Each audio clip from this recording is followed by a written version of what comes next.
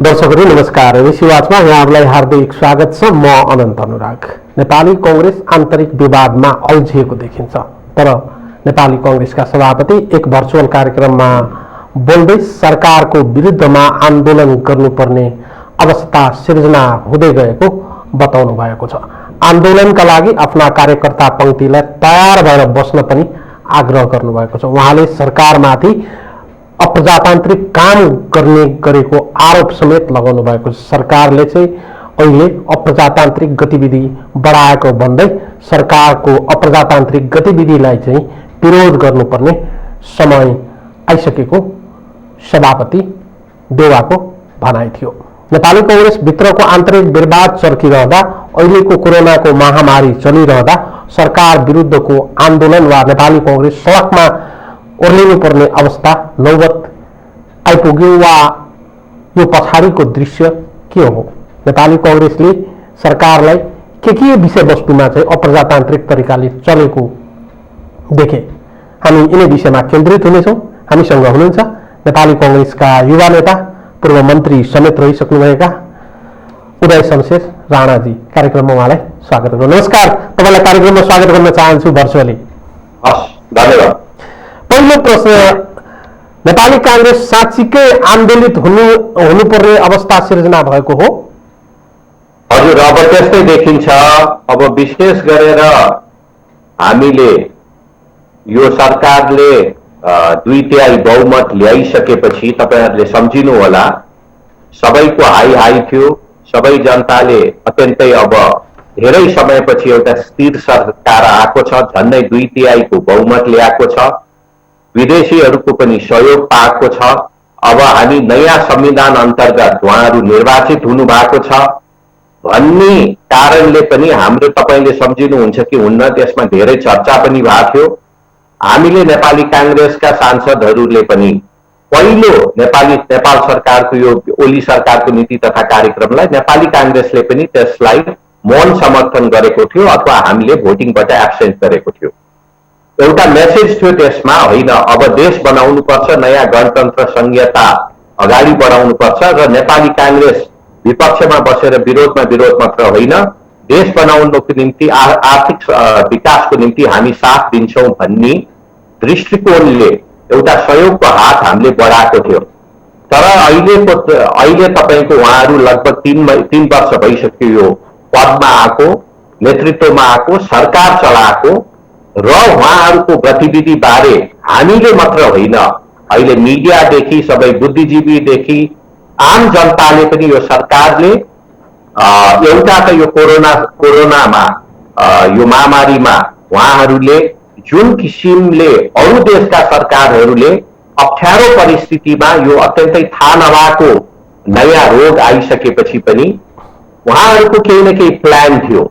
तर अहिले हाम्रो नेपाल सरकारको कुनै एउटा रणनीति छैन, कुनै प्लान नभएर अछुवा तालमा अहिले यो सरकारले कोरोना आउँछ, कोरोना जान्छ, फुकेर कोरोना जान्छ, बेसार पानी खाएर कोरोना जान्छ भनेर अब नेपालीहरूको अत्यन्तै बलियो इम्युनिटी छ, हामीलाई केही हुन्न भन्ने अत्यन्तै अनसाइन्टिफिक र तपाईँको त्यो सम्बन्धित तपाईँको मेडिकल एक्सपर्टहरूले दिएको सल्लाहहरू नलिएर आफै नै सबै जान्छौँ, सबै बुझेको छौँ भन्ने हिसाबले चलिसकेपछि अघि तपाईँको न्युजमा पनि हामीले सुन्न पायौँ, उपत्यकाभित्र अहिले झन्डै प्रत्येक दिन झन्डै 1000 को हाराहारीमा अहिलेको परिस्थिति पुगिसकेको छ।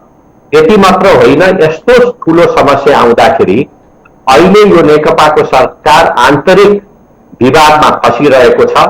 आन्तरिक विवाद मात्र होइन, धेरै उहाँहरूको गतिविधिहरू सरकारलाई शक्तिशाली बनाएर पावरलाई कब्जा गर्ने रणनीतितिर पनि अहिले उहाँहरू देखिरहेछ। अब बलात्कार जस्तो अत्यन्तै गम्भीर विषयलाई पनि उहाँहरू लगायत नेकपासँग आबद्ध सांसदहरूले पनि अत्यन्तै हल्का र दुःख लाग्दो टिप्पणी देखाइरहनु भएको छ। अहिले परराष्ट्र नीति पनि अहिले अन्योलमा उहाँहरूले पारिसक्नु भएको छ र आर्थिक विकास जुन तपाईको नेपालमा स्थिरता आइसकेपछि आर्थिक विकास नेपालमा हुन्छ भन्ने हामी सबैको आशा थियो। तर अहिले हाम्रो यो कोरोनाले मात्र होइन, कोरोना हुनु अगाडि नै हाम्रो अर्थतन्त्र छिन्न भिन्न भइसकेको छ र विशेष गरेर अहिले नेपाली कांग्रेसले यो सरकारलाई हामीले धेरै मौका दियौं। धेरैले भन्ने पनि गरेका थियो कांग्रेस अत्यन्तै कमजोर विपक्ष अथवा कांग्रेसले जुन किसिमको विरोध गर्नुपर्ने विरोध गरेन भन्ने टिप्पणीहरू आइरहँदा पनि हामीले होइन, यस्तो समयमा यस्तो मारामारीमा हामीले सरकारलाई साथ दिएरै अगाडि बढ्नुपर्छ। यो तपाईको यो महामारीमा राजनीति गर्न हुँदैन, पोलिटिक्स खेल्न हुँदैन भन्ने एउटा धारणा साथ नेपाली कांग्रेस अगाडि बढेको हो। तर त्यसलाई उहाँहरूले अंग्रेजीमा भन्छ ग्रान्टेडमा लिए होइन, यिनीहरूले केही गर्ने होइन भन्ने हिसाबले उहाँहरू यो सरकार अगाडि बढिसकेपछि अब हामीले सदनमा पनि सडकमा पनि नेपाली कांग्रेस उत्रिने छ भन्ने किसिमको सोचाइ केही समयदेखि यो आइरहेको हो, पार्टी भित्र पनि पार्टी बाहिर पनि। अब उदयजी, अहिलेको जुन स्थिति छ मुलुकको, विश्वव्यापी रूपमा कोरोनाको जुन महामारी छ, अहिले आन्दोलन गर्ने उपयुक्त समय छ? होइन, आन्दोलन गर्ने उपयुक्त समय छैन म मान्दछु।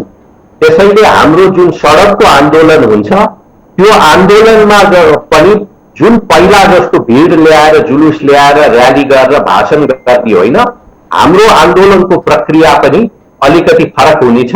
हामीले जुन एउटा मास्क लाउने, सोशल डिस्टेन्सिङ गर्ने त्यो किसिमको विरोध हामी गर्छौं। तर त्योभन्दा महत्त्वपूर्ण पनि अहिले यो अत्यन्तै अचम्म हिसाबले हाम्रो संसद पनि अहिले सभामुखलाई पनि थाहा नदिई सिधै सरकारले राष्ट्रपतिका चिठी पठाएर कतिपय विधेयकमा छलफल हुने क्रममा पनि सरकारले एक किसिमले हामी सरकारलाई बढी विरोध आउँछ पार्टीभित्र पनि। झन् संसद खोलेपछि त पार्टी संसदमा पनि बढी विरोध आउँछ। हामीले जुन किसिमको भ्रष्टाचारको नाराहरू उठाएको छ त्यो अत्यन्तै नारा चर्को गर्दै जान्छ भन्ने कारणले पनि सरकारले सदन बन्द गरेको हो। अहिले नेपाली कांग्रेसले संसद खोल्नको निम्ति पनि अहिले हामीले माग गरेको छौं। हामीले अरू देशमा पनि हेर्यो भने संसद अरू देशमा पनि भारतमा होस् अमेरिकामा होस् पार्लियामेन्टहरू अहिले चलिरहेको छ। पार्लियामेन्टमा पनि स्क्रिन राखेर मास्क लागेर सोशल डिस्टेन्सिङ गरेर हामीले हाम्रो संसद चाहिँ चलाउन अहिले आवश्यक परिसक्यो। त्यही कारणले पनि अब सरकारले त सकेसम्म यो संसदलाई एक किसिमले बाइपासै गरेर एकलौटी सबै कुरा अध्यादेश मार्फतै उहाँहरूको काम गर्ने शैली र चाहना देखिसकेपछि अब यो त भएन। हामीले सरकारलाई जुन हामीले बेनिफिट अफ द डाउट धेरैचोटि दियौं, तर अब यो सरकारले उहाँहरूको उद्देश्य भनेको यो मारामारीमा एक किसिमले म्यानेज गर्नु भन्दा पनि मारामारीलाई एउटा मौकाको रूपमा उहाँहरूले शक्ति पनि आफ्नो हातमा केन्द्रित गर्ने, मिडियालाई पनि अलिकति दबाउने, तर साथसाथै जुन किसिमको भ्रष्टाचार ओम्नी काण्डदेखि लिएर विभिन्न काण्डहरू दिनका दिन हामीले सुन्न पाइरहेको छौं। यी सबै उहाँहरूको गतिविधिलाई संसदमा बढी विरोध आएर रोकिने परिस्थिति आउँछ भनेर उहाँहरूले संसद पनि चलाउन हिचकिचाइरहनु भएको छ। त्यही कारणले पनि अब नेपाली कांग्रेसले हामीले चाहना यो 3 वर्षको समयावधिभित्र यो 3 वर्षको समयावधिभित्र नेपाली कांग्रेसको संघीय संसदमा प्रतिपक्षीको भूमिकामा निकै प्रश्नहरू टिक्का टिप्पणीहरू चाहिँ आम रूपमा सार्वजनिक रूपमा मिडियाहरूले पनि गरे र बौद्धिक जमातले पनि गरे। संसदभित्र प्रतिपक्षीको जुन भूमिका नेपाली कांग्रेसको हुनुपर्दथ्यो त्यो भूमिका हुन सकेको छैन। नेपाली कांग्रेसले जसरी चाहिँ सरकारलाई विषयवस्तुको गम्भीरतालाई सरकारलाई झकझकाउनु पर्ने, सरकारलाई सचेत गराउनु पर्ने, सरकारलाई विरोध गर्नुपर्ने ठाउँमा विरोध गर्नुपर्ने, सपोर्ट गर्ने ठाउँमा सपोर्ट गर्नुपर्ने, प्रतिपक्षी नै भएन भने जुन आरोप थियो यो आरोपलाई झुठो साबित गर्नको लागि अब कम्मर कसेर नेपाली कांग्रेस सडक र सदनमा आफ्नो उपस्थिति देखाउने यो प्रयास हो। एउटा कुरा तपाईले जुन नेपाली कांग्रेसको कमजोरी, हाम्रो विपक्षको जति कम विरोध गर्नुपर्ने कुरा उठाउनु पर्ने हामीले उठाएन भन्ने किसिमको कुरा तपाईँको मात्र होइन, यो धेरै अरू ठाउँबाट पनि यो कुरा आइरहेको छ र हामी भइसकेपछि यो पब्लिक ओपिनियन अथवा मिडियामा उठेको कुरा अथवा तपाईँको बुद्धिजीवीले उठाएको कुरा अथवा युवा साथी अरू विभिन्न निकायले कुरा उठाएकोलाई पनि हामीले मनन गर्नुपर्छ, हामीले बुझ्नुपर्छ। तर साथसाथै एउटा कुरा हेर्नुहोस्, अहिले विशेष गरेर दुईटा विधेयकको बारे म कुरा गर्न चाहन्छु। दुईटा विधेयक यो मिडिया सम्बन्धी नै विधेयक थियो। अर्को विधेयक भनेको अब यो मानव अधिकार सम्बन्धी विधेयकहरू थियो। त्यो अत्यन्तै अलोकतान्त्रिक र मिडियालाई पनि अलिकति खुम्चाउने, मिडियालाई पनि अलिकति तर्साएर कन्ट्रोलमा राख्ने र मानव अधिकार आयोग जुन एउटा स्वतन्त्र निकाय हो हाम्रो देशमा मात्र होइन, यो सरकार बाहिर यो एउटा संवैधानिक निकाय हो, त्यसलाई पनि एउटा यो अटर्नी जेनरलको अफिस मार्फत एउटा शाखाको रूपमा उनीहरूलाई जुन किसिमले अगाडि बढाउन खोजेको थियो, सायद नेपाली कांग्रेसले यो विषयवस्तुलाई संसदमा कुरा नउठाएको भए सायद यो विधेयकहरू पास भइसकेर हामी अर्कै गतिविधिमा अगाडि बढिसक्थ्यौँ, यो देश अर्कै गतिविधिमा अगाडि बढिसक्थ्यौँ। सायद नेपाली कांग्रेसले जति एउटा विपक्षको भूमिका खेल्नुपर्ने त्यो नसकेको होला, तर नेपाली कांग्रेसको सांसदहरूले पार्लिमेन्टमा हामीले केही पनि गरेन, हामी त्यसै त्यहाँ उपस्थित मात्र भयो भन्ने कुरा पनि उपयुक्त मलाई होला जस्तो लाग्दैन। केही कमजोरी, केही कमजोरी पक्कै होला। नेपाली कांग्रेसको अहिलेको यो अवस्था हेर्दा नेपाली कांग्रेस हाम्रो जुन भूमिका हाम्रो हुनुपर्ने त्यो संख्याको कारण पनि कम भएको छ र म मान्दछु हामी एउटा लोकतान्त्रिक पार्टीका कार्यकर्ता, पार्टीका नेताहरूले पनि जुन तपाईहरूले उठाउनु भएको कुरा, मिडियामा उठेको कुरा, जनताले उठाएको कुरालाई पनि यो त होइन भनेर अरू नेकपाले गरे तापनि हामीले चाहिँ तपाईहरूको अथवा पब्लिकको कुरालाई पनि हामीले मनन गरेर पब्लिक ओपिनियनलाई साथ लिएर अब हामी अझै सक्रिय भएर सदन र सडक दुईटैमा हाम्रो अलिकति आवाज र सरकारले गरेको गतिविधि र सरकारले गरेको गल्ती, सरकारले गरेको भ्रष्टाचार र सरकारले गरेको अलोकतान्त्रिक कदमहरू र सरकारले गरेका विभिन्न अनुपयुक्त निर्णयहरूलाई पनि विरोध गर्न, आवाज उठाउन अब हामीहरू बाध्यतावश अब सडकमा हामी उत्रिनु परेको छ। तर हामी एउटा कुरा क्लियर गर्न चाहन्छौँ, अहिले यो यो कोभिड-19 को समस्या यो हाम्रो देशमा मात्र होइन, यो देशव्यापी सबै देशमा यो फैलेको छ र त्यसलाई पनि मध्यनजर गरेर हाम्रो विरोध कार्यक्रम अघि पनि मैले भनिहालेँ, पहिलाको जस्तो जुलुस र्यालीमा मात्र सीमित हुँदैन।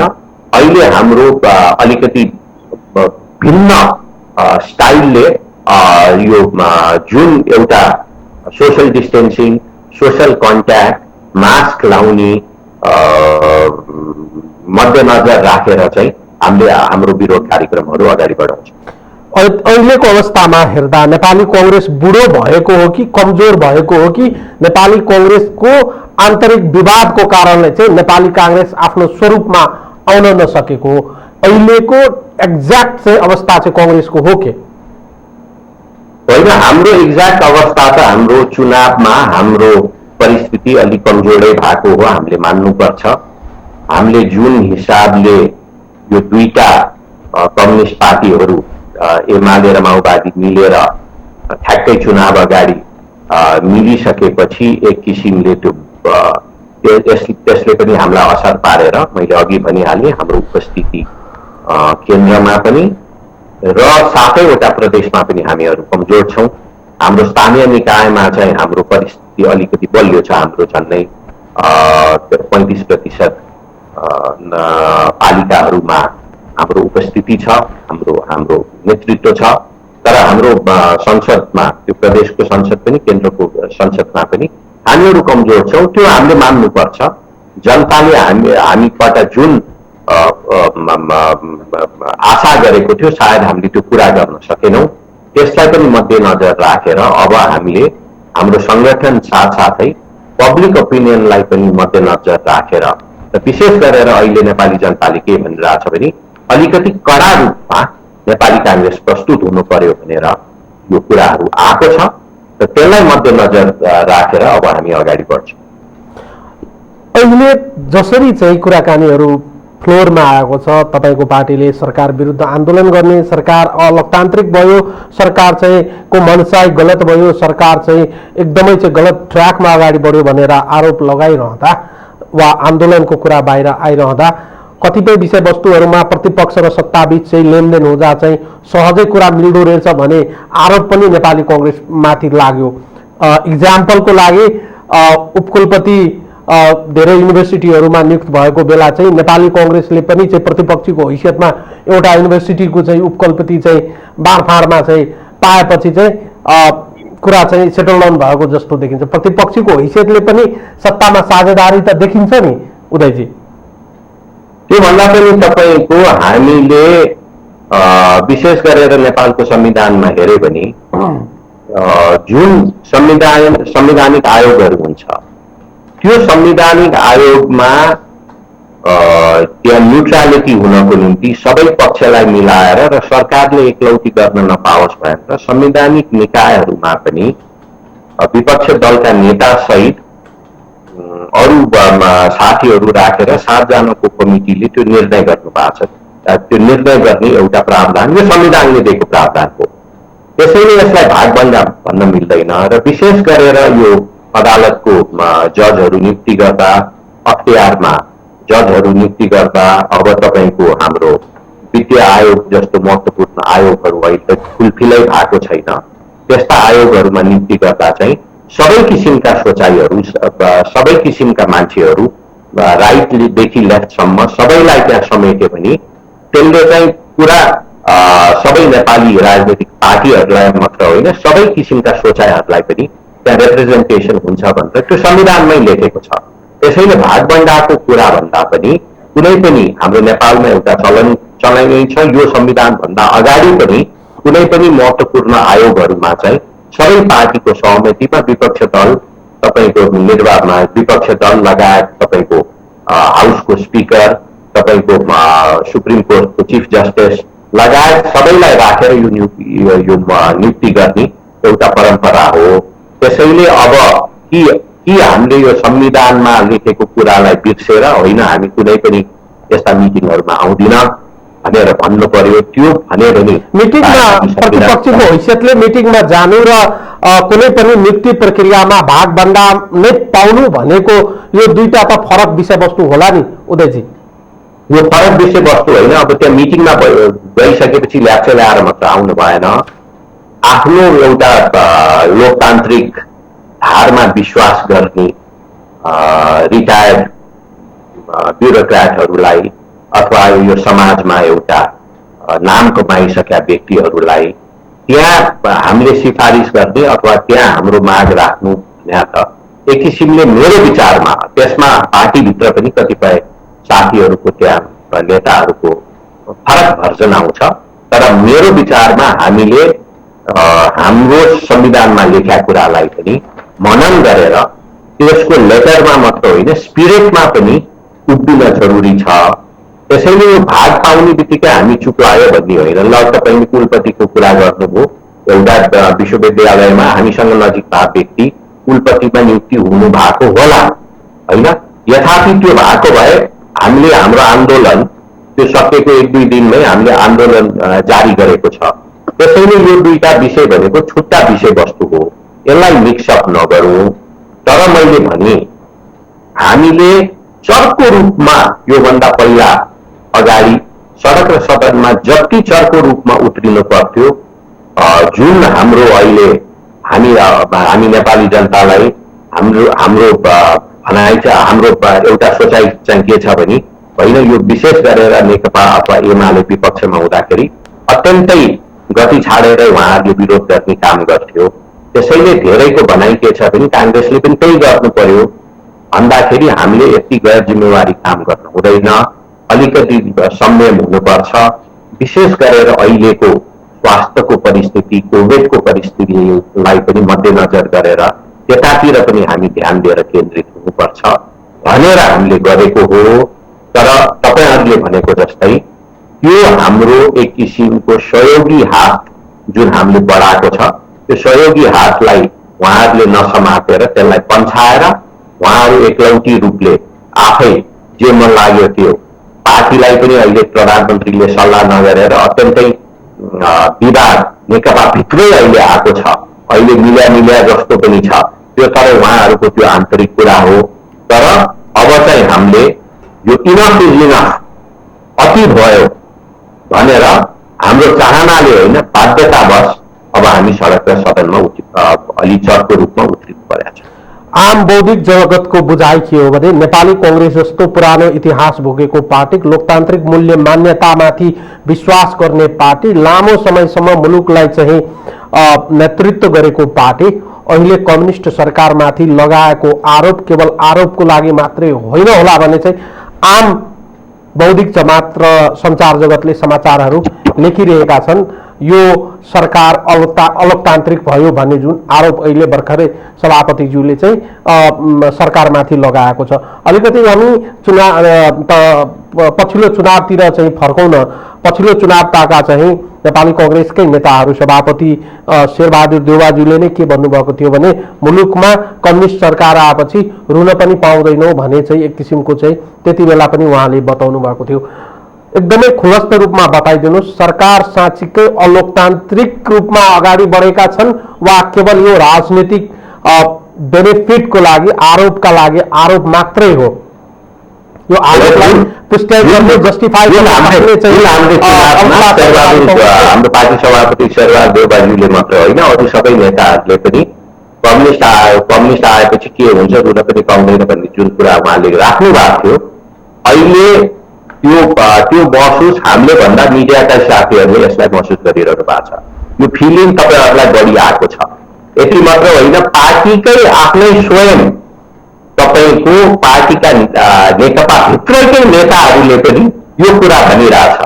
अब जब एउटा वरिष्ठ नेताले प्रधानमन्त्रीलाई स्वास्थ्यको लाभ अपरेसन गर्नका जान्न स्वास्थ्यको लाभ ल्याएर तिम्रो त्यो स्वास्थ्यको लाभको विशेष मलाई चाहिँदैन भनेर पन्छाउने व्यक्ति कस्तो होला त? त्यसैले अहिलेको परिस्थितिमा अहिले हामी कांग्रेसले पनि अब कडा हिसाबले अगाडि नबढे पनि हामीलाई पनि केही समस्याहरू, लोकतन्त्रमा पनि केही समस्याहरू, हाम्रो तपाईको संविधानलाई पनि अहिले खुम्चाउने कामहरू जुन भइरहेको छ, अहिले भनौँ तपाई संघीयताको नाममा मात्र छ।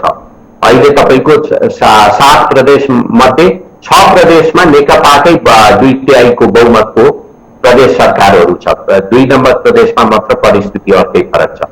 उहाँहरू स्वयंले बोल्न नसकेर गुमगुमाएर अहिले तपाईको जुन किसिमको एउटा अधिकार प्रदेशमा दिनुपर्ने जुन हाम्रो संविधानले भनेको छ, त्यो अधिकारहरू पनि नदिएर सबै कब्जा, सबै पावर अहिले तपाईको हेर्नुस्, अहिले हाउस नचाल सबै अध्यादेश मार्फत अहिले यो सबै चलाइरहेछ। त्यसैले हामीले जुन चुनाव अगाडि भनेको थियो, जुन कुरा हामीले चुनाव अगाडि भनेका थियौं, यो कम्युनिस्ट शासन आइसकेपछि हाम्रो जुन एउटा लोकतान्त्रिक पद्धति नेपालमा स्थापित भएको छ 46 सालपछि, त्यसमा नै धक्का आउँछ भन्ने किसिमको कुरा गर्दाखेरि धेरै नेपाली जनताले त्यसलाई एक किसिमले साइड लगाएर स्थायी सरकारको आवश्यकता देखेर नेकपालाई अहिले जिताएको हो।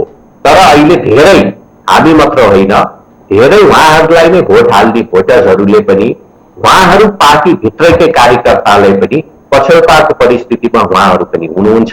त्यसैले म आग्रह गर्न चाहन्छु, अब हामीले यो सरकारको गतिविधि, एउटा यो सरकारको मिसम्यानेजमेन्ट, यो सरकारको भ्रष्टाचार, यो सरकारको जुन ल एन्ड अर्डर प्रति हुनुपर्ने जुन एउटा दायित्व, यो सरकारले जुन एउटा संविधानलाई को धारा, संविधानमा लेखेको अनुसार विभिन्न विधेयकहरू, नियम कानूनहरू बनाउनु पर्ने त्यो नबनाएका र कतिपय तपाईकोहरू विधेयकहरूले जुन एउटा लोकतान्त्रिक मूल्य मान्यता, एउटा फ्रीडम अफ प्रेस लगायत एउटा ह्युमन राइट्स कमिसनलाई एउटा इन्डिपेन्डेन्ट बडी बनाउने जहाँ त्यहाँ आक्रमण गरेको छ त्यसमा हामी अब उभिएर हामी बोल्छौं, सदनभित्र सदन बाहिर बोल्छौं र म आम नेपाली दाजुभाइ दिदीबहिनीलाई म अपिल पनि गर्न चाहन्छु, यो हाम्रो अभियान, हाम्रो विरोध, हाम्रो कार्यक्रममा अहिले सपोर्ट गर्नुस्, कांग्रेसको निम्ति होइन, कांग्रेसलाई बलियो बनाउनको निम्ति होइन, तर हामीले धेरै दुःख गरेर ल्याएको यो गणतन्त्र तपाईको 2005 सालदेखि उठाइरहेको संविधान सभाबाट ल्याउने हाम्रो जुन एउटा संविधान चाहना धेरै पछि आएको छ त्यसलाई स्थापित गर्न अहिले तपाईको त्यो यो अहिले हामीले लेखेको संविधान सुशील कोइरालाको नेतृत्वमा लेखेको संविधानलाई जारी गरेर मात्र हुन्न, संविधानलाई व्यवहारिक रूपमा उतार्नको निम्ति पनि हाम्रो मुख्य दायित्व हुन्छ। त्यसमा पनि प्रेसका साथीहरू सबै नेपाली दाजुभाइ दिदीबहिनीहरूलाई पनि यो अभियानमा हामी सबैलाई साथ दिन म आग्रह गर्न चाहन्छु, कांग्रेसलाई बलियो बनाउनको निम्ति होइन तर लोकतन्त्रलाई यो देशमा र यो संविधानलाई स्थापित गर्नको निम्ति सबैलाई म अपिल र आग्रह पनि गर्न चाहन्छु। तपाईले भने जस्तै पार्टी सभापति देउवाले चाहिँ आफ्नो भनाइकै क्रममा चाहिँ यो सरकारलाई तह लगाउनु पर्छ भनेर भन्नुभएको छ। शक्तिको हिसाबले, सामर्थ्यको हिसाबले यो सरकारलाई तह लगाउने अवस्थामा छ नेपाली कांग्रेस अहिले? पहिले त्यसमा हामीलाई धेरै समस्या हुँदैन होला, तर संसदभित्र हाम्रो संख्या अलिकति कम हुन सक्छ, तर हामीले त्यो संविधानभित्र पनि केवल उहाँहरूले जस्तो जुन पहिला गर्नुभएको छ टेबल र कुर्सी उठाउने काम हामी गर्दैनौं। वेल घेर्ने कामदेखि लिएर कतिपय विवेकमा चर्को कुरा उठाएर कतिपय अलोकतान्त्रिक विधेयकहरूलाई संविधानमा के अरे संसदमा रोकेर र त्यो हामीले गरेको कारण के हो भनेर हामी तपाईहरुका प्रेस मार्फत र तपाईको हाम्रो सडकको विभिन्न कार्यक्रम मार्फत नेपाली जनतालाई पनि त्यसको बारे जानकारी गराएर पब्लिक ओपिनियनलाई पनि हामीले मोटिभेट हामी गर्छौं। नेपाली कांग्रेस भोटको हिसाबमा 3 वर्ष अगाडि कम भएको होला र तपाईको संख्याको हिसाबमा हामी कम भएको होला, तर हाम्रो संगठन जीवितै छ। हाम्रो संगठनलाई अलिकति यसलाई ऊर्जा दिन अहिले जरुरी छ र हाम्रो अहिले अधिवेशन पनि आउँदैछ। अधिवेशनले पनि नेतृत्व छान्ने र नयाँ नीति तथा कार्यक्रम तय गर्ने मात्र होइन, अधिवेशनले कुनै सबै पार्टीको संगठनहरूलाई पनि एक किसिमले मोबिलाइज गर्ने एउटा अवसर पनि हो। त्यसैले हामीले हाम्रो संगठनलाई पनि मोबिलाइज गरेर र पब्लिक ओपिनियनलाई पनि जनताको भावना, जनताको आदेशलाई पनि तपाईले हामीले महसुस गरेर हाम्रो यो कार्यक्रमहरू चाहिँ अब अगाडि बढाउनु पर्छ र विशेष गरेर अहिले हामी चिन्तित कहाँ छौं? 1 नम्बर कोरोना सम्बन्धी यो सरकारको केही रोडम्यापै देखेन। अहिले तपाईले उहाँहरूले केही गर्न नसकेर यो दोस्रो लकडाउन सिडिओ 3टा सिडिओलाई काठमाडौँ भक्तपुर अलिपुर भ्यालीको 3टा सिडिओलाई लकडाउन गर्ने उहाँहरूको टाउकोमा हालिदिनुभयो। यो सरकारको प्लान हुनुपर्छ। कसरी तपाईको यो कोभिड भने तपाईको एकै दिनमा नहराउने, भ्याक्सिन आउन पनि केही समय लाग्ने छ। त्यसैले हाम्रो स्वास्थ्यको पूर्वाधारहरूलाई व्यवस्थित गर्ने कि नगर्ने, आजसम्म तपाईको कुनै एउटा हस्पिटल फुल्ली कोभिड हस्पिटल भन्ने पनि छैन। तपाईको धेरै जस्तो हस्पिटलमा अहिले गयो भने कोभिड पेशेन्टलाई पनि ट्रिट भइरहेछ, अरू पेशेन्टलाई पनि ट्रिट भइरहेछ। तपाईको हात भाँचेर जाने मान्छेलाई पनि त्यहाँ कोभिड हुने समस्या छ। यस्ता गैर जिम्मेवारी कामहरू जुन हाम्रो मेडिकल एक्सपर्टहरूले, जुन अस्पताल चलाउने साथीहरूले यो नगरौं, बरु 5-6 वटा अस्पताल सबै उपत्यका लगायत सबै ठाउँमा ओन्ली कोभिडलाई ट्रिटमेन्ट गर्नको निम्ति गरौं भन्ने यस्ता किसिमका सुझावहरू अहिले तपाईको धेरै एक्सपर्टहरूले यो कोभिडले अत्यन्तै ठूलो समस्या लिन सक्छ।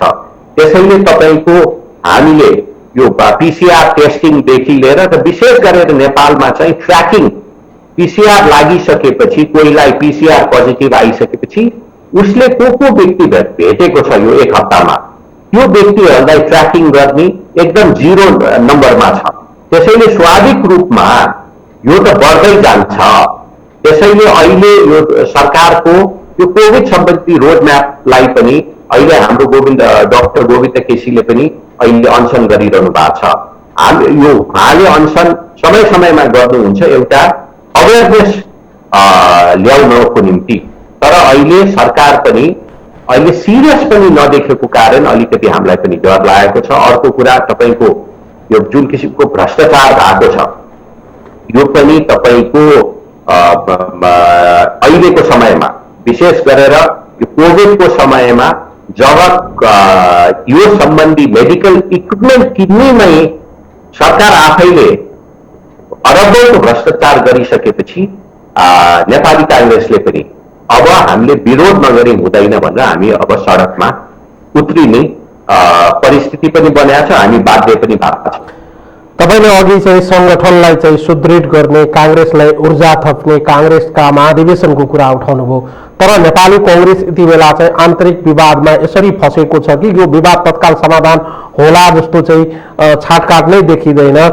त्यसमाथि पनि पार्टीका अर्का वरिष्ठ नेता रामचन्द्र पौडेल समूहले सभापति देउवालाई 27 बुधे ज्ञापन पत्र बुझाउनु भएको छ। उहाँमाथि थुप्रै आरोप लागेको छ। सभापति देउवाज्यूले चाहिँ पार्टीलाई वैधानिक रूपमा चाहिँ चलाउनु भएन, विधान त चलाउनु भएन, उहाँले मोनोपोली तरिकाले पार्टी चलाउनु भयो। उहाँले विधान विपरीत चाहिँ विभागहरू गठन गर्नुभयो, नियुक्तिहरू गर्नुभयो र सक्रिय सदस्यतामा पनि अझै पनि विवाद चाहिँ देखिएको छ। पार्टी चाहिँ आन्तरिक रूपमा चाहिँ बलियो नभइकन चाहिँ बाहिरी रूपमा कसरी बलियो हुन्छ? तपाईँ त नेपाली कांग्रेस त पहिला आन्तरिक रूपमा सुदृढ हुनुपर्ने होला नि। दुई पार्टी भित्रको आन्तरिक विवाद त समाधान गर्ने दिशातर्फ कसैको चाहिँ चासो बासो नै देखिँदैन। होइन, तपाईँले भनेको कुरा ठिक हो। यो पनि तपाईहरूले अब पब्लिकले, जनताले, नेपाली कांग्रेसको शुभेच्छुकहरूले, नेपाली कांग्रेसको शुभचिन्तकले, नेपाली कांग्रेसको भोटरहरूको पनि एउटा आवाज छ। कांग्रेस मिलेर जानु पर्यो, कांग्रेसमा एकता हुनु पर्यो, ग्रुपिजम धेरै गर्न भएन भन्ने कुरालाई पनि हामीले महसुस गर्नुपर्छ। र हाम्रो पनि आग्रह नेताहरूलाई कतिपय कुराहरू उहाँहरू कोठामै बसेर मिलाउनु पनि उपयुक्त हुन्छ। अहिले एउटा कुरा चाहिँ कतिपय यो सबै राजनीतिक पार्टीमा, नेपालमा मात्र होइन नेपाल बाहिर पनि सबै पार्टीमा एक किसिमको गुट उपगुट हुनु भनेको स्वाभाविक हो। यो तपाईँको बीपी कोइराला र सुवर्ण शमशेरको समयदेखि नै त्यो बेला पनि गुट उपगुट थियो। तर म मान्दछु अहिलेको परिस्थितिमा विशेष गरेर नेपाली कांग्रेस अत्यन्तै अप्ठ्यारो परिस्थितिमा पनि छौँ। कोभिडको कारण पनि अप्ठ्यारो परिस्थितिमा छौँ। त्यही कारणले पनि अहिले हाम्रो जुन आन्तरिक समस्याहरू छ त्यो हामीले सडकमा नल्याएर, त्यो विवादहरूलाई पब्लिकमा नल्याएर पनि केन्द्र कार्य समितिको मिटिङमा बसेर, केन्द्र कार्य अफिसमा बसेर अथवा छुट्टै कोठामा बसेर नेताहरूले पनि मिलाउनु चाहिँ पर्छ भन्ने हाम्रो पनि माग हो। मिलेर कांग्रेस अगाडि बढ्नुपर्छ भन्ने हाम्रो पनि माग हो। तर एउटा कुरा के हुँदो रहेछ भने अब हाम्रो अधिवेशनको डेट अहिले फागुन 7, 8, 9, 10मा तोकेको छ। अब अधिवेशन गर्ने क्रममा हाम्रो केन्द्रीय महाधिवेशन मात्र होइन, त्यो तपाईँको वडा लेभलबाट हामीले गर्छौँ।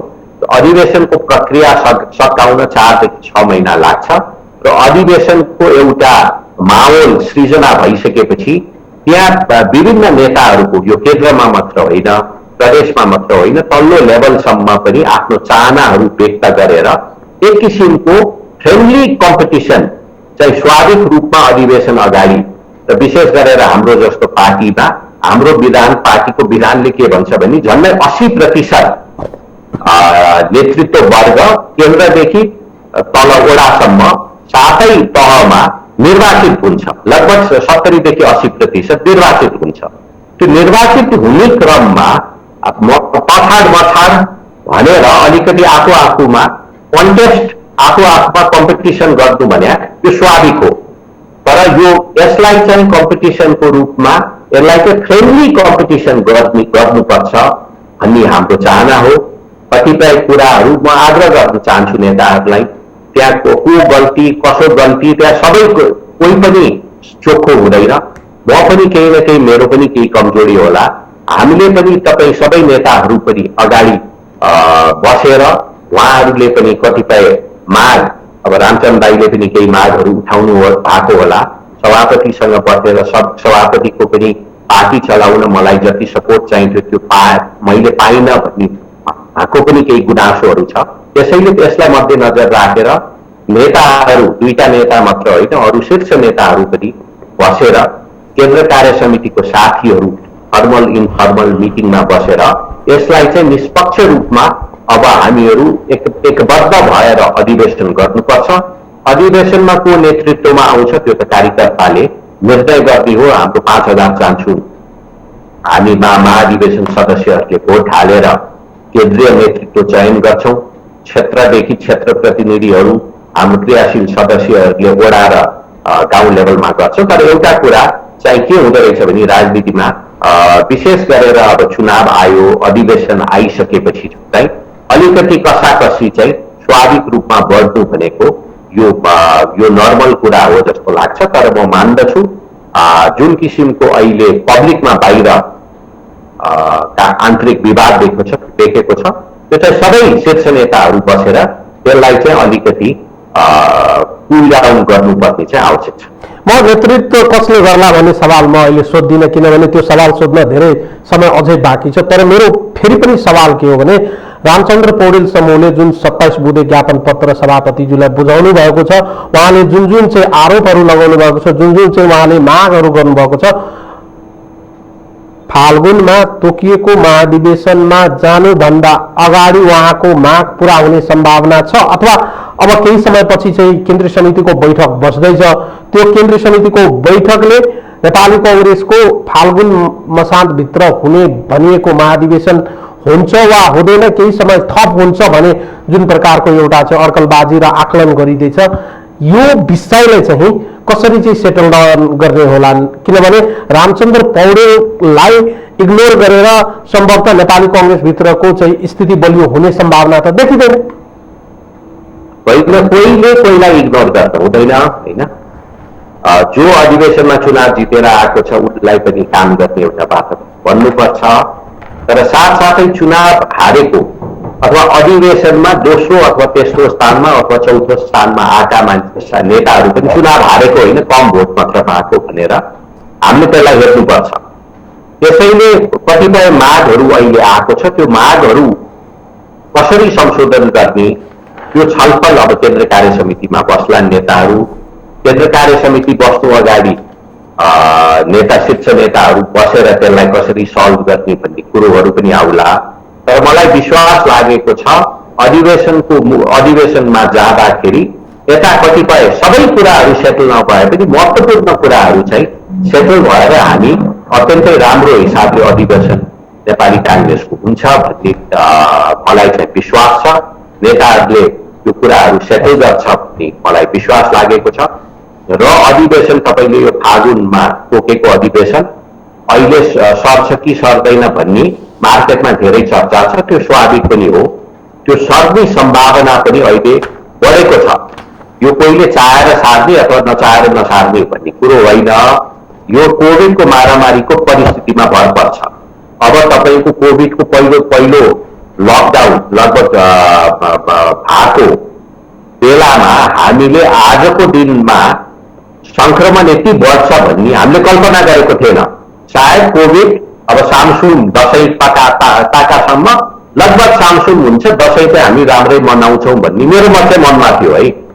तर अहिले परिस्थिति झनै भयानक भएर आएको छ। अब तपाईको पुष माघसम्म के हुन्छ मलाई थाहा छैन। अधिवेशन भनेको फागुन 7 गतेको अधिवेशन मात्र होइन। त्यो अधिवेशन गर्नको निम्ति पहिला त हाम्रो क्रियाशील सदस्य देखि लिएर कतिपय जिल्लामा कतिपय जिल्लामा अलिकति कुराहरू पनि अहिले मिलिसकेका छैन, त्यसलाई पनि मिलाउनु पर्छ। अहिले तपाईको एउटा कोठामा राखेर तपाईको सबैका नेपाली कांग्रेसका जिल्लाका कार्यकर्ता, वडाका कार्यकर्ता, प्रदेशका कार्यकर्तालाई राखेर उपत्यकामा त अहिले क्लोज डोर मिटिङ गर्ने परिस्थिति पनि छैन। सकेसम्म हामीले मिटिङहरू गर्दा पनि कोठा बाहिर बसेर मिटिङ गर्नु भन्ने किसिमको सल्लाह मेडिकल एक्सपर्टहरूले अहिले दिइरहेको छन्। त्यसैले त्यसलाई पनि मध्यनजर गर्न चाहन्छ। सबैको चाहना फागुन 7 गते अधिवेशन होस् भन्ने मेरो पनि चाहना हो। धेरै नढिलो होस्, किनभने धेरै ढिलो भयो स्थानीय तहको निर्वाचन पनि आउँछ भन्ने सबको मनमा छ।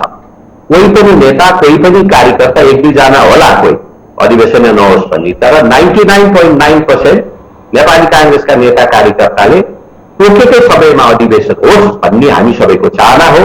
तर त्यो हुन सक्छ कि सक्दैन त्यो हाम्रो हातमा छैन। त्यसैले नेता र केन्द्र कार्य समितिको नेताहरूले निर्णय लिँदा पनि यो कोभिडको परिस्थिति के छ त्यसलाई मध्यनजर राखेर निर्णय लिनुपर्छ। किनभने यो कोभिडको अहिले संक्रमणको केस जुन हिसाबले अहिले बढ़िरहेछ, त्यही बढेको क्रममै हामीले हट्टाहट भेला गर्दै ओडामा भेला गर्दै 500,000 मान्छे जम्मा गर्दै भोटिङ गर्दै भाषण ठोक्दै गर्न कति उपयुक्त हुन्छ उपयुक्त हुँदैन त्यो त नेताहरूले निर्णय गर्नु होला। तर अहिले 7 गते फागुन 7 गतेबाट सर्ने सम्भावना चाहिँ म चाहिँ देख्छु। किनभने व्यवहारिक रूपमा र अहिलेको समस्या म के देख्छु भने यो अधिवेशन सर्ने रूपमा लगभग सबैको मनमा यो अधिवेशन त सर्छ। अहिलेको जुन हिसाबले उपत्यका र विशेष गरेर तराईमा केसेसहरू बढिरहेछ त्यसको निम्ति पनि केही दिन केही महिना सार्नु पर्छ कि भन्ने इन्फर्मली सबै साथीहरूले गरिरहेछन्, सबै नेताहरूले गरिरहेछन्। तर यहाँ अहिले त्यो बिरालोको घाँटीमा कसले घन्टी झुन्डाउने भन्ने मात्र कुरा हो। त्यसैले यसमा चाहिँ नेताहरूले उसलाई पन्छाउने भन्दा पनि हामी अधिवेशन गर्न सक्छौँ कि सक्दैनौँ, गरे भने कस्तो टाइम शेड्युल हुन्छ र टाइम शेड्युलमा हामीले कतिसम्म चेन्ज गरेर फागुनसम्म भ्याउन सक्छौँ। तर नभ्याउने भयो भने कतिसम्म डिले गर्ने भनेर त्यति मात्र होइन, त्यो सेकेन्ड ब्याकअप पनि हुन जरुरी छ जस्तो मलाई लाग्छ। किन कोभिड तपाईँको पुष मार्चसम्म नै यही दौडानमा अगाडि बढ्यो भने त अलिकति समस्या आउँछ। त्यसैले म प्रश्न छु, नेपाली कांग्रेसका धेरै नेताहरूसँग कुरा गरे, धेरै कार्यकर्ताहरूसँग कुरा गरेका छौँ। हाम्रो चाहना, सबैको चाहना फागुन 7 गते नै हाम्रो उद्घाटन भएर 10 गते भोटिङ भएर नयाँ नेतृत्व चयन हुन्छ भन्ने हामी सबैले विश्वास गरेका छ। हाम्रो चाहना पनि त्यही हो। एउटा मेरो चाहना चाहिँ सकेसम्म छिटो अधिवेशन होस्। छिटो अधिवेशन किन होस् भने हाम्रो स्थानीय तहको निर्वाचन आछ। ओके, एकदमै महाधिवेशनको बारेमा एकदमै क्लियर कट 2-3 कुरा गरौँ। महाधिवेशन सर्ने सम्भावना एकदमै बढी भएको चाहिँ एउटा चाहिँ अहिलेको सिचुएसनले चाहिँ त्यस्तो चाहिँ देखिएको छ। म अन्तिम प्रश्न गरेँ, नेपाली कांग्रेस जस्तो ठुलो पार्टी, लोकतान्त्रिक पार्टी को जीवनमा महाधिवेशन एउटा चाहिँ महाकुम्भको जस्तै हो।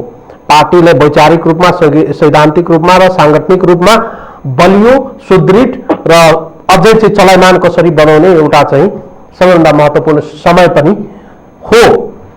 तर यति बेला नेतृत्वको खिचातानी बढी भइरहँदा आगामी महाधिवेशनबाट नेतृत्वमा को जाने, कसले हत्याउने विषयवस्तुको विवाद भइरहँदा म त्यतातिर तपाईँलाई प्रश्न गर्न चाहन्न। तर मेरो आम प्रश्न के हो र मेरो एकदमै क्लियर कट प्रश्न के हो भने नेपाली कांग्रेस जस्तो पार्टी भित्र नेतृत्वको बहस, नेतृत्व चयनको विषयवस्तु गौण हुनुपर्ने ठाउँमा अहिले त्यो बढी चाहिँ चर्चाको विषय छ।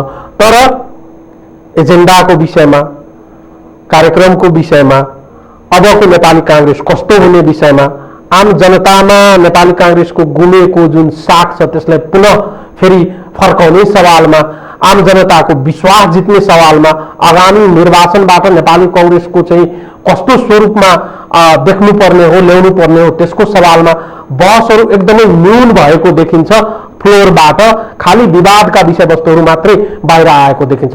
तपाईँ एउटा नेताको हैसियतले चाहिँ यसलाई कसरी विश्लेषण गर्नुहुन्छ? एकदम छोटकरीमा तपाईँको उत्तरको अपेक्षा। यो प्रश्न म तपाईँलाई नै गर्छु। केही कमजोरीहरू पक्का पनि हामीले भएको छ, तर हाम्रो नेपाली कांग्रेसले एउटा सानो उदाहरण मात्र, यो कोभिडको समस्या आइसकेपछि कस्तो किसिमको बजेट आउनुपर्छ र हाम्रो अर्थतन्त्रको नेपालको परिस्थिति के छ त्यसलाई कसरी अगाडि बढाउने भनेर 3टा समिति गठन गरेका थियो। एउटा डाक्टर रामशरद महतको समिति अन्तर्गत म पनि त्यसमा थिएँ। हामीले एउटा तपाईँको झन्डै 34 पेजको एउटा रिपोर्ट बनाएको थियौँ साथसाथै हामीसँग आबद्ध विभिन्न अरू संस्थाहरूले पनि त्यो गरेको थियो। तपाईको डाक्टर प्रकाश शरण महतको एउटा समिति बनाएर त्यो कोभिडलाई कसरी ट्याकल गर्ने भन्ने रिपोर्टहरू पनि बनाएको थियौँ र त्यो हामीले पब्लिकमा सार्वजनिक पनि गरेका थियौँ, प्रेस मिट गरेर त्यसलाई जानकारी पनि गरेका थियौँ। तर के राजनीतिमा के हुँदो रहेछ भने हामीले त्यो होमवर्क गरेर हाम्रो सुझावहरू र हाम्रो आउने गतिविधिहरू हामीले कसरी अब पार्टी रख्छौँ, हामी सरकारमा भएको भए आर्थिक रूपमा हामीले के गर्थ्यौँ अथवा कोभिडलाई हामीले कसरी ट्याकल गर्थ्यौँ भनेर व्यक्तिले बोले होइन, एउटा पार्टीले बना समितिको रिपोर्टको आधारमा तपाईँ हामीले त्यो बोल्न सक्छौँ। तर सायद हाम्रो तपाईँले पनि त्यो दुईटै रिपोर्ट तपाईँले पढ्नु भएको छैन होला। त्यसैले म पनि मिडियाका साथीहरूलाई आग्रह गर्छु, कतिपय राम्रो कुरा गरेको चाहिँ त्यो चर्चामा नआइसकेपछि त्यसले अलिकति त्यसमा मसला नभइसकेपछि त्यो खाना पनि उति मिठो हुँदैन रहेछ। त्यसैले त्यो चर्चा नै आउँदैन। हामीले तपाईँको त्यो हाम्रो बजेट कसो हुनुपर्ने र अर्को 2 वर्षसम्म यो कोभिड संक्रमणमा हाम्रो नेपालको अर्थतन्त्र कस्तो हुनुपर्छ र कांग्रेस सरकारमा आएको भए हामीले के गर्थ्यौँ भन्ने एउटा डिटेल रिपोर्ट हामीले बनाएको छौँ। तर सायद धेरै कम साथीहरूले, हाम्रै कार्यकर्ता साथीहरूले त्यो पढेको छैन। प्राइभेट सेक्टरलाई कसरी ट्याकल गर्ने भनेर विनोद चौधरीजीको, मान्य विनोद चौधरीजीको एउटा छुट्टै समिति बनाएको थियो। त्यो रिपोर्ट पनि कमै साथीहरूले पढेको जस्तो लाग्छ। त्यसैले कतिपय अरू कुरा हामीले गरेको छौँ, तर जति गरेको छौँ त्यो पुग्दैन, अझै बढी गर्नुपर्छ भन्ने जुन किसिमको सुझाव तपाईँहरूले दिनुभएको छ, नेपाली कांग्रेससँग आबद्ध शुभचिन्तक साथीहरूले दिनुभएको छ, त्यसलाई चाहिँ हामीले अत्यन्तै पोजिटिभली हेरेका छौँ। तपाईँहरूले त्यो भनिदिँदा हामीलाई माया गरेको र कांग्रेस अब बलियो होस्, अब आउने निर्वाचनमा कांग्रेस बहुमतमा आओस् र यो जुन किसिमको गतिविधि यो नेकपाले गरेको छ, विशेष गरेर यो लोकतन्त्र र हाम्रो संविधानलाई नै तपाईँको एउटा पुन्नातिर धकेल्ने जुन किसिमको काम गरेको छ, बरु कांग्रेस आयो भने यतिसम्म त गर्दैन, केही कमजोरी हुन्छ कांग्रेसको, तर यस्तो तपाईँको ज्यादती त गर्दैन भन्ने माया र ममता आशाले नै तपाईँहरूले यो सुझाव दिनु भएको छ। त्यसको निम्ति तपाईँहरूलाई म धेरै धेरै धन्यवाद व्यक्त पनि गर्न चाहन्छु। तर हामीले जुन रिपोर्टहरू बनाएको छौँ त्यो विशेष गरेर तपाईँहरू सबैलाई, अनन्तजीलाई पनि त्यो पनि एकचोटि पढिदिनु होला र त्यसको बारे पनि अर्को पालि मलाई इन्टरभ्यूमा बोलाउँदाखेरि होइन यो विषयमा त तपाईँहरूले यो भन्नुभएको छ नि, यो ठिक कि बेठिक भनेर बहस गर्न पाए भने अत्यन्तै राम्रो पनि हुन्छ। ओके, धेरै धेरै धन्यवाद। म पक्कै पनि त्यो पढ्नेछु र अर्को पटक तपाईँसँग म सम्भवतः त्यही विषयमा संवाद पनि गरौँला। तपाईँहरूको जुन चाहिँ एउटा चाहिँ कन्सेप्ट पेपर छ, त्यो कन्सेप्ट पेपरभित्र चाहिँ कहाँ पुग्यो र कसरी चाहिँ त्यसलाई एक्जिक्युसनमा लान सकिन्छ भने आज हामी कुराकानी धेरै लामो गऱ्यौँ, धेरै विषयवस्तुहरूमाथि केन्द्रित पनि भयो, पार्टीका आन्तरिक विषय, सरकारका गतिविधि, आन्दोलनका बारेमा तपाईँलाई म धन्यवाद दिन चाहन्छु। भर्चुअली हामीसँग जोडिएर पार्टीभित्रको, सरकारको बारेमा र अहिलेको पेन्डेमिकको बारेमा तपाईँ आफ्नो विचारहरू हामीसँग साझा गर्नुभयो। समय र संवादको लागि धन्यवाद र आभार प्रकट गर्न चाहन्छु। मलाई बोलाइदिनु भयो, त्यसको निम्ति तपाईँलाई धन्यवाद। धन्यवाद। दर्शकहरू, उहाँ हुनुहुन्थ्यो नेपाली कांग्रेसका युवा नेता पूर्व मन्त्री उदय शमशेर राणाजी। आजको लागि कार्यक्रमबाट सम्पूर्ण युनिटलाई पनि बिदा दिनुहोस्। नमस्कार।